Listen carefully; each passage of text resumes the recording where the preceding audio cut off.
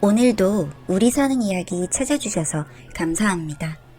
사연자분이 보내주신 이야기 시작해볼게요. 정말 기가 막힌 일을 겪은 여자입니다. 저는 지금 남편과 만나서 결혼한 지 1년 정도 된 새댁이고요. 아직 둘 사이 아이는 없습니다. 둘이 살기 적당한 집에서 그냥 넘치지도 부족하지도 않게 살고 있었어요.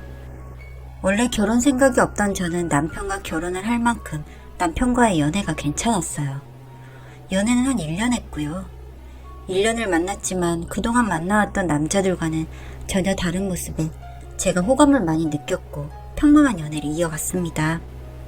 그러다가 서로 점점 결혼 얘기가 오가게 되었고 서로에 대해 자세히도 알아갈 때쯤 남편이 자신의 가족사에 대해서 이야기를 하더군요. 남편의 아버지는 어릴 때 갑자기 돌아가셨다고 했고 어머니는 무속인이라고 했습니다. 남편은 무속인이라는 걸 말하는 게 본인도 쉽진 않았다고 했습니다. 하지만 어머니가 그 일을 하시니 사실 그대로 말하는 거라고요. 내심 저는 놀라긴 했습니다만 남편 앞에서는 아 그렇냐고 하고 말았죠. 그리고 또 한편으로 든 생각이 시어머니와 결혼하는 게 아니라 남편과 결혼하는 거니까 무슨 일 있겠나 싶은 생각도 했죠. 아니요. 생각해보니 그렇게 자기 암시를 해온 것 같습니다. 그렇게 처음으로 남편의 어머니께 인사를 드리러 가기로 했어요. 어머니의 첫인상은 정말 TV에서 본 그런 무속인이라며 떠오를 그런 모습이었습니다. 인상은 굉장히 무서웠고 눈썹과 화장이 아주 진하게 하셨죠. 그런 외모만 봐서도 저는 살짝 겁을 먹을 정도였지만 남편이 옆에서 제 손을 잡아주길래 좀 괜찮아지는 것 같았습니다. 제가 걱정했던 것과 달리 별일 없이 인사는 끝이 났고 저희는 그렇게 무사히 결혼을 하게 되었습니다. 그렇게 결혼식을 하고 신혼생활이 시작되었어요. 신혼여행을 갔다가 남편과 인사를 드리러 시댁으로 향했습니다. 같이 식사를 하고 과일을 깎아 먹으면서 이런저런 얘기를 하고 있는데 남편이 잠시 회사 업무로 전화를 받으러 나간다고 자리를 비우게 된 겁니다.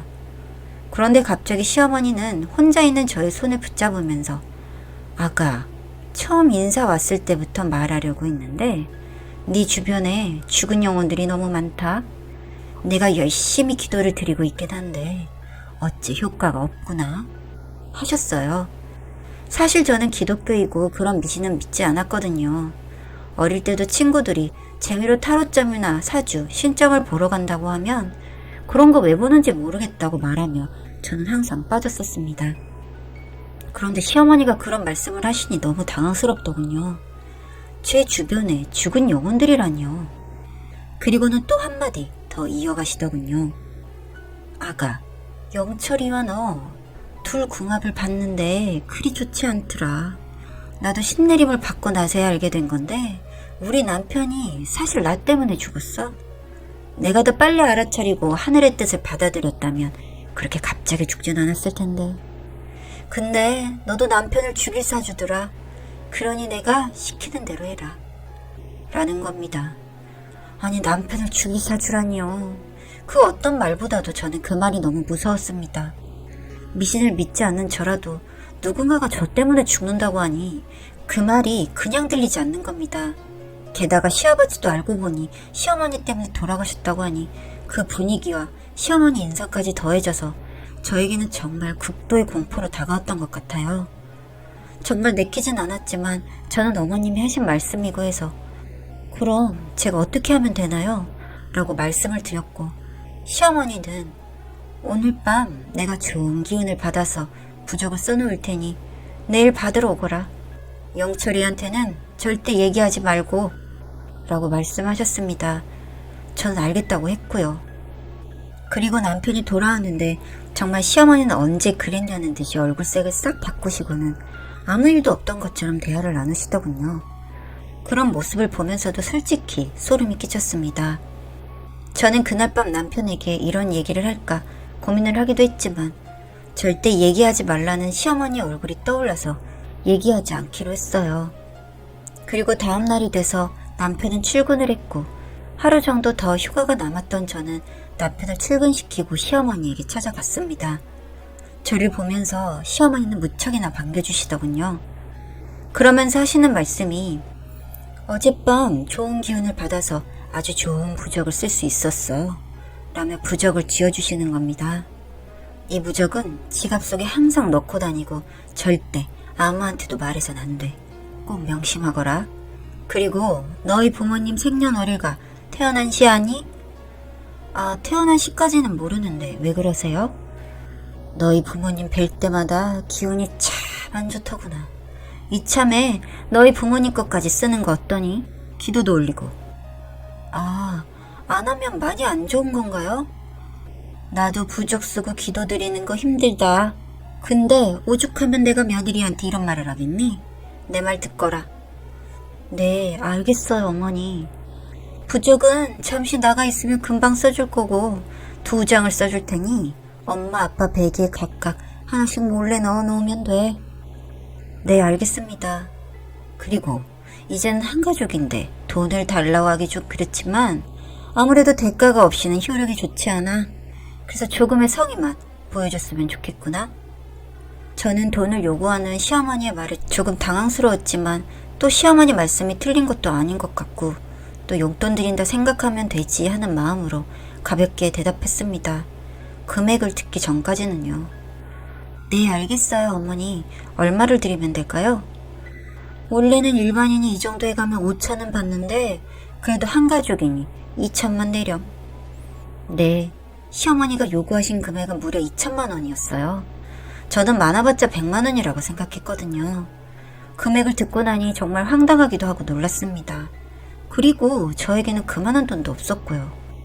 그래서 어머니, 제가 지금 돈이 그렇게 없어요. 그리고 결혼하면서 모아둔 돈을 다 써서 그렇게 큰 돈은 없는데. 영철이한테 듣기론 너희 부모님이 좀 재산이 있다고 하던데 부모님한테 받으면 안 되니? 다 잘 살자고 하는 일인데 아까워하지 말고 라고 하시는 겁니다. 네, 물론 저희 집에 아빠가 사업을 크게 하셔서 돈이 있는 편이긴 합니다. 그렇지만 어떻게 그걸 바라시고는 부모님한테 받아서라도 내라고 하는 게 제 상식에서는 이해도 안 됐지만 갑자기 엄한 눈으로 저를 바라보시며 호통을 튀시는 시어머니께 더 이상 토를 달 수가 없었습니다. 그래서 오늘 당장은 힘들지만 마련해 보겠다고 말씀드리고 나왔습니다. 어쨌든 그렇게 저와 부모님 부적을 받았고 저는 시어머니가 시키는 대로 엄마 아빠 베개에 부적을 넣어두기 위해 친정집으로 갔습니다. 엄마는 저를 반겨주셨고 아직 식사 전이라고 하니 열심히 식사 준비를 하셨죠. 저는 엄마가 식사를 준비하는 틈을 타서 안방에 들어가 시어머니가 시키는 대로 베개에 부적을 넣었어요. 그리고 엄마와 밥을 먹고 커피 한잔 하는데 엄마 통장 하나를 저에게 내미시더군요. 이거는 엄마가 너 시집가면 주려고 모은 돈인데 그리 크지는 않아. 그런데 네가 모아뒀던 돈도 결혼할 때 많이 쓰고 아무리 아빠가 사업이 잘 되고 너도 직장이 있지만 아무도 모르게 목돈이 필요할 때가 있을 거니까 이서방 모르게 잘 가지고 있어. 이건 엄마가 아빠도 모르게 모은 돈이니까 아빠한테도 절대 말하지 말고. 엄마가 내민 통장에는 5천만 원이 들어 있었습니다. 저는 엄마에게 너무 고맙기도 하고 미안하기도 했죠. 그리고 그 통장을 가지고 나와서 은행에 들러 제 비상금 통장으로 옮겼고 시어머니에게 2천만 원을 이체하기 위해 전화를 드렸습니다. 어머니, 계좌번호 좀 불러주세요. 지금 돈 이체해드릴게요. 벌써 돈이 준비된 거니?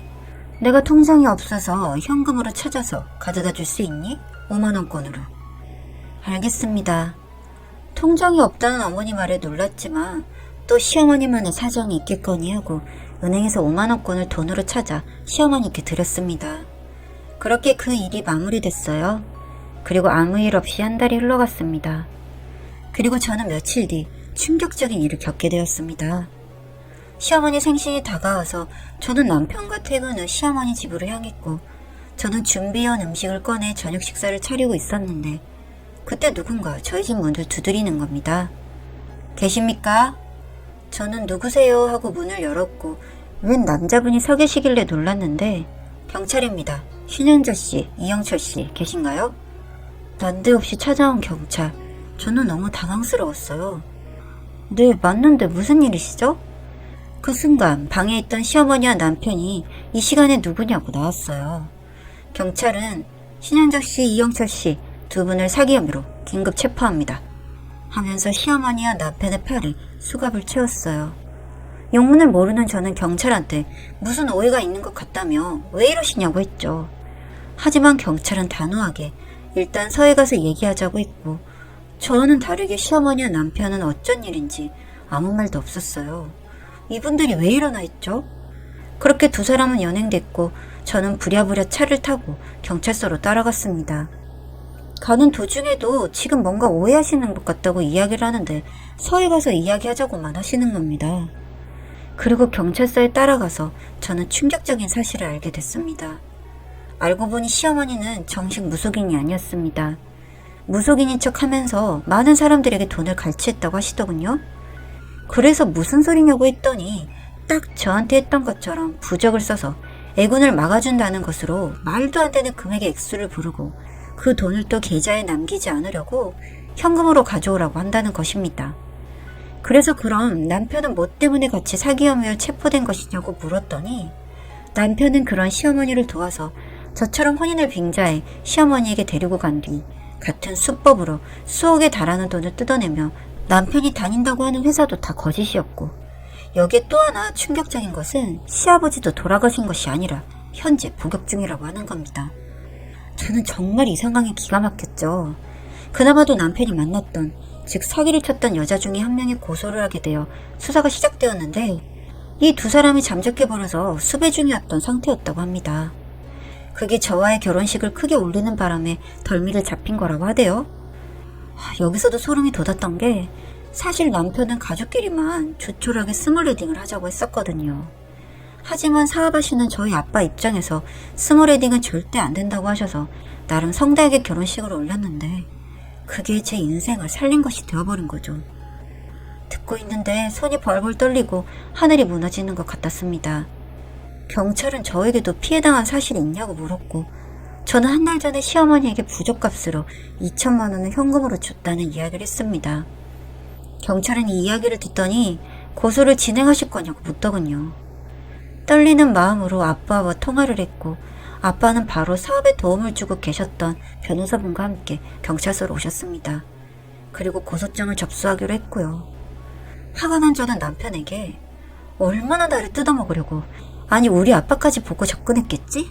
쓰레기 같은 새끼. 너 복역 중이라는 네 쓰레기 같은 아빠랑 세 식구 한 곳에 모여서 도란도란 살면 되겠다 야. 콩밥 사이좋게 나눠 먹으면서. 했더니 원래는 사기칠 생각으로 접근했지만 정말 사랑하게 되었다면서 자신도 힘들었다는 멍멍이 같은 소리를 하더군요. 어느 누가 사기꾼이 하는 말을 들어준답니까? 그렇게 저는 남편과 시어머니를 고소했고, 그동안의 행적들도 아주 더럽고 구렸던 그 두 인간들은 죄질이 가볍지 않아 꽤 형량을 받았다고 들었습니다. 뭐 제 돈은 돌려받지 못했네요. 그렇지만 정말 제 말대로 세 식구가 다 각자 콩밥을 먹고 살게 되었으니 그것으로 만족하려고 합니다. 어떻게 가족 중에 한 인간도 제대로 된 인간이 없이 다 사기로 밥 벌어먹게 된 걸까요?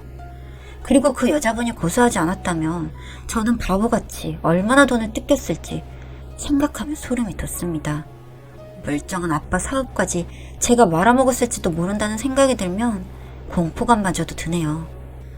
인생에서 할 필요 없는 경험까지 하게 된 것 같아 속이 상하지만 저만을 바라보고 계시는 부모님을 위해 하루빨리 털어버리고 새롭게 시작해보려고 합니다. 여러분, 사기 조심하세요.